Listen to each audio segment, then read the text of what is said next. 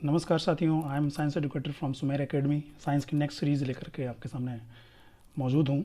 साथियों, साइंस की सीरीज़ चल रही है जिसमें कि हम लोग सेल ऑर्गेनेल्स पढ़ रहे थे। तो आज ये सेल ऑर्गेनेल्स का आई थिंक मुझे लग रहा है कि लास्ट लेक्चर होना चाहिए। तो जिसमें आज हम लोग देखेंगे जीन। ठीक है साथियों, इस सीरीज़ में हम लोग जीन देखेंगे। आइए, हम सभी जानते हैं क्रोमोसोम्स, डीएनए, आरएनए हम लोग सभी लोगों ने सुना है, जीन का भी सुना है नाम।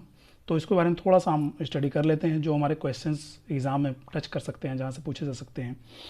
साथियों, जीन क्या है?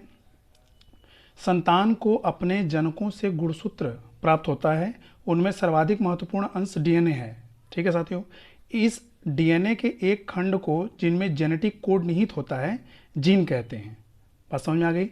संतान को जो यानी कि जो बच्चे हैं उनको अपने पेरेंट्स से क्या मिलता है?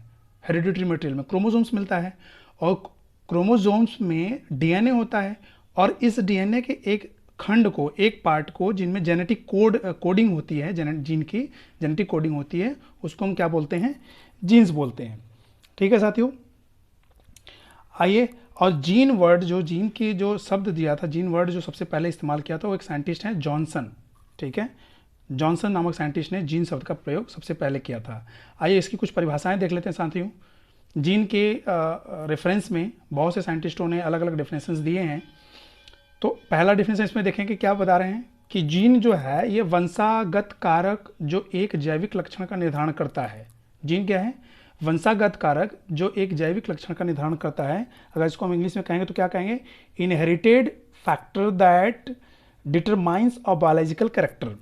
ठीक है, inherited factor that determines a biological character, अर्थात वही वंशागत कारक जो एक जैविक लक्षण का निर्धारण करता है।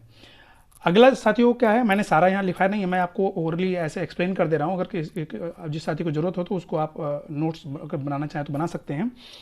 इसके जीन के बारे में नेक्स्ट डेफिनेशन दी जाती है कि जीन वंशागति की प्राथमिक इकाई है। ठीक है साथियों, the elementary unit of inheritance. Gene क्या है? The elementary unit of inheritance. Next definition में क्या बताते हैं कि उस पदार्थ की एक इकाई जो माता पिता से संतति में जाती है उसे हम क्या कहते हैं? जीन कहते हैं। मतलब the unit of physical element which can be transmitted from parents to offspring.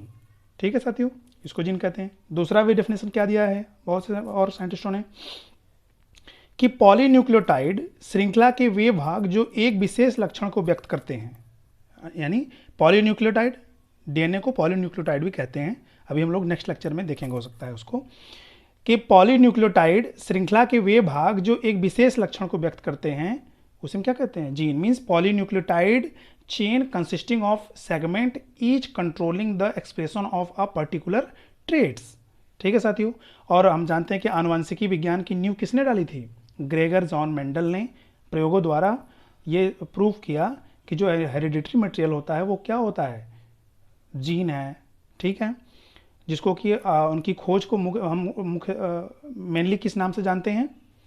आनुवंशिक ट्रेट, हेरिडिटरी ट्रेट के नाम से भी जानते हैं। ठीक है साथियों, और साथियों ये जानिए कि यद्यपि जीन्स जो होते हैं, अधिकतर जीन्स जो होते हैं वो क्या होते हैं? डीएनए के भाग हैं। जीन्स जो है वो डीएनए का भाग है, परंतु कुछ वायरस ऐसे हैं जिसमें कुछ वायरस में आरएनए का भाग होता है जीन्स। ठीक है, जैसे एक वायरस है रिवो वायरस। रिवो वायरस में जो जीन्स होता है वो आरएनए का भाग होता है। तो यहाँ से क्वेश्चन पूछा सकता है कि which virus has a genetic code. ठीक है, तो उसका आंसर क्या हो जाएगा? रिवो वायरस। आइए साथियों, एक टर्म देखिए, आपने सुना होगा जंपिंग जीन। नाम सुना होगा कि जंपिंग जीन, यानी कि ऐसा जीन जो जंप करता है। तो जंपिंग जीन क्या होता है, इसके बारे में हम थोड़ा सा देखेंगे साथियों। सन 1940 के दशक में अमेरिकन साइंटिस्ट हुए हैं, उनका नाम है बारबरा मैक क्लिंटॉक। इन्होंने मक्का के पौधे पर आनुवंशिकता का अध्ययन करते समय यह देखा कि कुछ आनुवंशिक तत्व एक गुणसूत्र में, ठीक है, कुछ आनुवंशिक तत्व ऐसे हैं जो एक गुणसूत्र में एक स्थान से दूसरे स्थान पर जाने में समर्थ हैं, यानी कि कैपेबल है जाने में। यहाँ तक कि ये तत्व एक गुणसूत्र से दूसरे गुणसूत्र पर भी स्थानांतरित होने में समर्थ हैं, हो सकते हैं। ठीक है, यानी वो तो एक ही गुणसूत्र में स्थान बदल रहे थे, लेकिन ऐसे भी हैं जो एक गुणसूत्र से दूसरे गुणसूत्र पर भी जा सकते हैं। इसी को चलन तत्व या क्या कहा उन्होंने? जंपिंग जीन कहा। अब जंपिंग जीन के बारे में साथियों, उन्होंने जंपिंग जीन के बारे में मैकक्लिंटॉक ने तो खोज बहुत पहले कर लिया था, लेकिन इसको ज़्यादा महत्व मिला नहीं। इसको ज़्यादा महत्व कब मिला? जब सन 1970 के लगभग इन चलनशील तत्वों के मनुष्य को इसका जब डिस्कवरी कहाँ, मनुष्य की छोटी आंत में जो एक जीवाणु पाया जाता है, बैक्टीरिया पाया जाती है, जिसका नाम है एस्केरिचिया कोलाई। ये ह्यूमन एलिमेंट्री कैनाल में एक बैक्टीरिया मिलता है एस्केरिचिया कोलाई। जब उसमें इसको देखा गया तब इस कार्य के लिए उनको बहुत इसके लिए क्या मिला, इस कार्य को बहुत महत्व दिया गया। और यह सभी कोशिकाओं के डीएनए के खंड में होता है। जो जंपिंग जीन होते हैं, जितनी भी कोशिकाएं हैं उसके डीएनए के सेगमेंट में सभी में होता है, और जिसे हम क्या कहते हैं, ट्रांसपोजेबल एलिमेंट्स या ट्रांसपोजोन्स भी कहते हैं। ठीक है, और ट्रांसपोजोन्स मतलब क्या, ऐसे एलिमेंट्स जो अपना स्थान बदल सकते हैं या बदलने में समर्थ होते हैं, उसको हम ट्रांसपोजोन्स कहते हैं, ट्रांसपोजेबल एलिमेंट्स कहते हैं।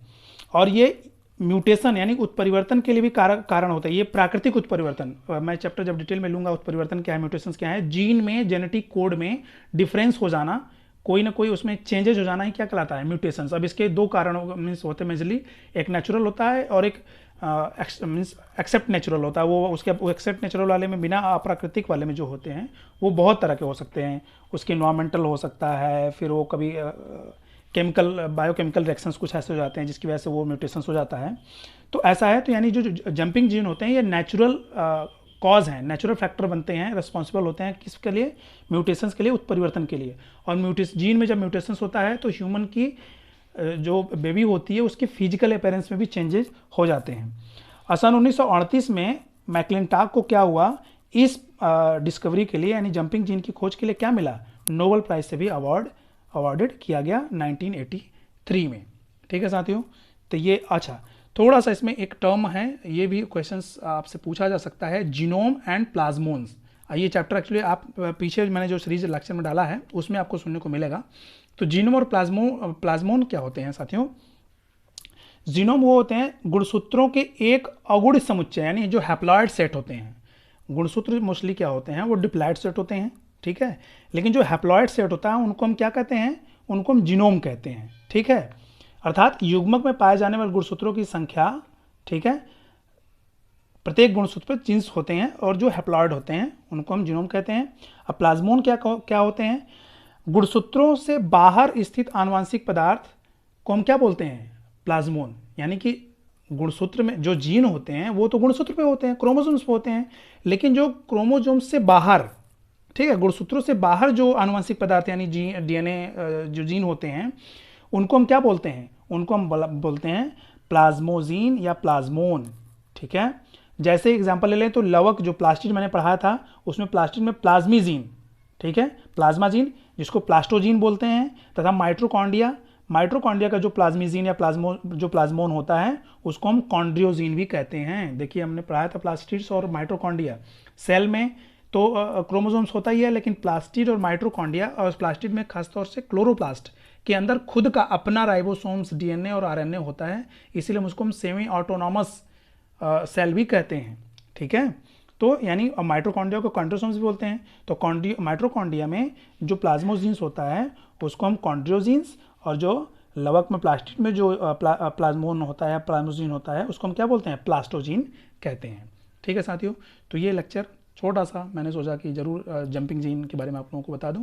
तो ये लेक्चर यहीं पे एंड होता है, इसको आप अपने साथियों के साथ शेयर भी करें। अगर पसंद आता है तो चैनल को सब्सक्राइब, लाइक और शेयर करें। Thank you. नेक्स्ट लेक्चर अभी हम लोग देखेंगे।